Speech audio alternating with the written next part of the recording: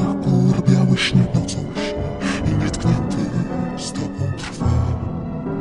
Królestwo samotnej duszy, a królową jestem ja. Posępny wiatr na strunach burzy w sercu gra. Choć opieram się, to się na nic da. Niech nie wie nikt, nie zdradzaj nic, żadnych uczuć od teraz tak masz żyć. Bez słów, bez snów, łzom nie dać się. Lecz świat już wie. Mam tę moc, mam tę moc, rozpalę to, co się tli. Mam tę moc, mam tę moc, wyjdę i zatrzasnę drzwi. Wszystkim wbrew, na ten gest nie stać. Co tam burzy gniew, od lat coś w objęciach chłodu mnie pcha.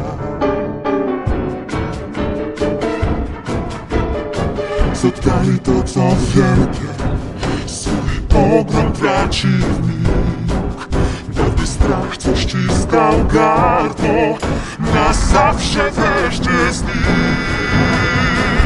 Zobaczę dziś, czy sił mam dość, by wejść na szczyt, odmienić los i wyjść za krat jak wolny ptak. O tak!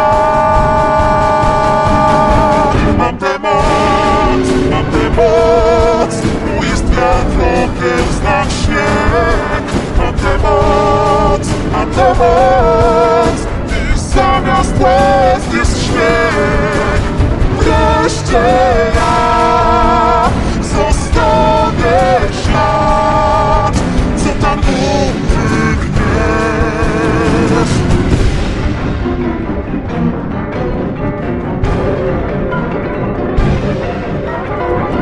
Moc mojej władzy lodem spada dziś na świat, a duszę moją z mroźnych skrach kokołę niesie wiatr. I myśl w powietrze tnie jak kryształowy miecz. Nie zrobię kroku w tył, nie spojrzę nigdy wstecz.